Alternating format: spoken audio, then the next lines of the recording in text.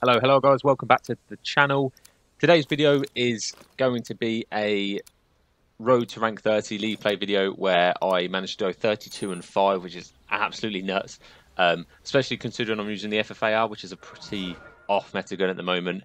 If you want to see the class that I'm using on this, check out the description because I've got a class set up which I uploaded a couple of weeks ago. So yeah, this gameplay is a pretty good one. I go 32 and 5, so stick around. Although I did die off the rib there, I do make up for it eventually. Yeah, so the reason I chose to use the FFAR in this video is because Raid's a pretty good map for it, if I'm honest. And there's a lot of head glitches you can make the most out of. When I use a sub, which is what I usually run on this map, I tend to die a lot from Kriggers across from Laundry to Art, or they're sat on one of these ring headies. And having the FFAR as like a bit of a flex gun where you can use it close range at some points, as well as being able to beam across map with it, so you can control the recoil. As I say it, I lose my recoil gunfight there. Yeah, I feel like it's an ideal gun for this. I actually think one of my first videos on the channel I've ever uploaded was an FFAR hardpoint on this map, which is nuts. So it's similar to that, but obviously this is league play. So yeah, jumping straight into the video. We're pretty tied up for points after P1, but we managed to maintain. We got good spawns in the game, and we managed to maintain P2 spawns. As you can see here, I'm just absolutely slaying. I'm looking at the map, seeing where my teammates have got areas covered, committed to gunfights when I know I need to commit to, pre-aiming, and throughout all of this, I'm encompassing everything I've spoken about in my, I don't know if you guys have seen it, but it's Mastering League Play series, which is essentially where I go through how to improve your accuracy, movement, and things like that. So check those out again if you haven't seen those.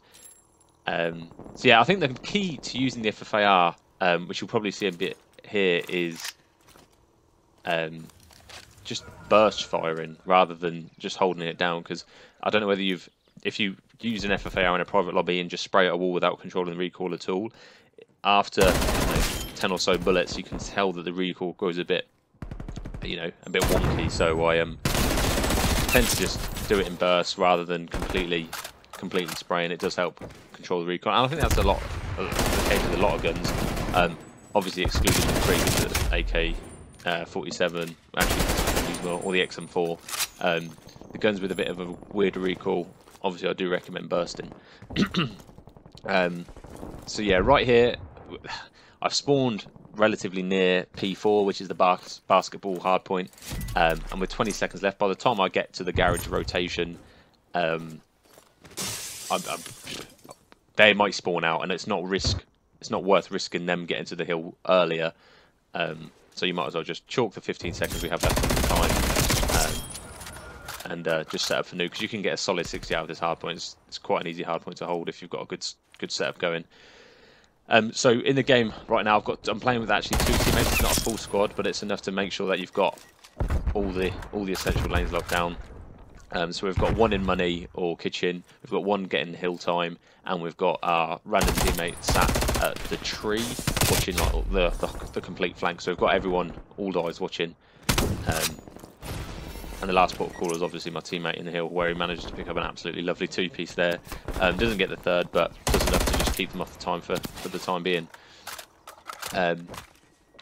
Yeah, so I am actually going to release another episode of my Mastering League Play series, and it is going to be focused on movement around the map and being in ideal positions to give your team the best chance of getting the victories and rotation and spawns, things like that. So subscribe to the channel if that's something you'd be interested in seeing. Yeah, so we're 80 points ahead now, moving on to the last half point in the rotation.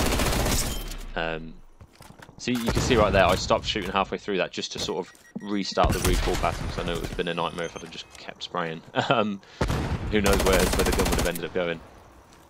So this is quite a hard hill to break, especially if they've got a few teammates here. So I'd recommend, instead of just completely sprinting at the hill, trying to contest time, try and get 2 or 3 kills, and then you push as a team. Once you've got those 2 or 3 kills, chances are either the first person who pushes picks up the kill, or your team are going to be there to get the trade. So that's how I aim to break this one, which is exactly what we've done here. And once you have got this hill, obviously stick one person on it because you don't all need to be on it, and then if you could have someone controlling ring, ready for the next hard point, and then someone sort of in a corner, like me and the team out here, if you look at the mini-map, just to make sure they can't touch the hard point.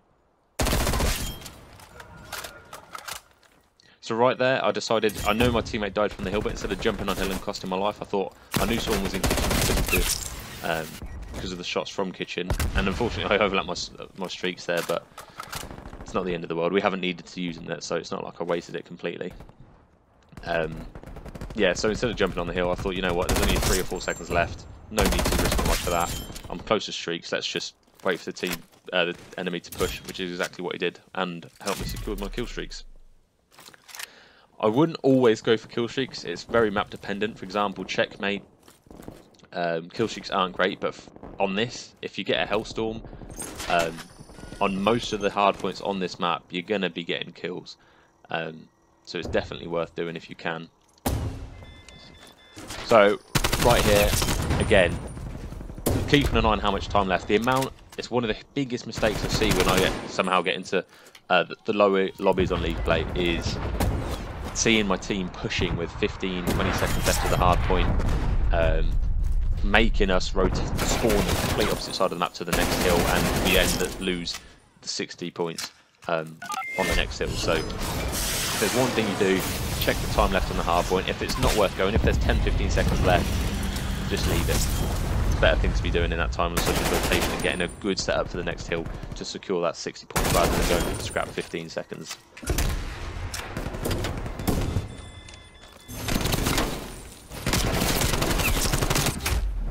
Oh, I don't quite get that double kill, unfortunately, to finish off the round, but our teammates do secure it. Now there's 18 seconds left with only 13 or 14 shots needed for the hill, for the win even. So we are all sort of all staying in here. The only way they win is if they contest this, or kill us all off it. So we just stick here and then hope that doesn't happen. So there we go, that's the game. I go 30-5, an absolutely nuts gameplay. Leave a like, comment and sub if you enjoyed, and of course I'll see you guys in the next video. See you in a bit.